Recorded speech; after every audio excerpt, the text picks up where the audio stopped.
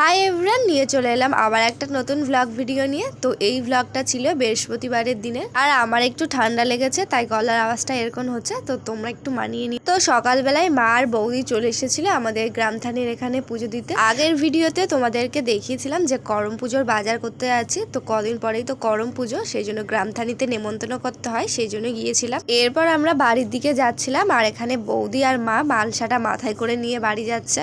এরপর বাড়ি গিয়ে মা আর বৌদি মিলে যাওয়াটা তুলবে। এই যাওয়া তোলাটা মানে হচ্ছে এখানে 5 রকমের শস্য থাকে, যেমন ধান, জব, তিল আর কলাই ডাল, আর তার সঙ্গে ছোলা থাকে।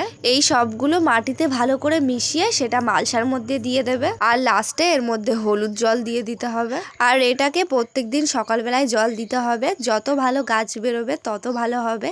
আর এটা হচ্ছে করম পুজোর সময় আমাদের লাগে। এরপর এটা ঢাকা দিয়ে ভালো করে বস্তা মুড়ি দিয়ে রেখে দেওয়া হলো, আর পুজোর দিন দেখাবো কেমন গাছ বেরিয়েছে।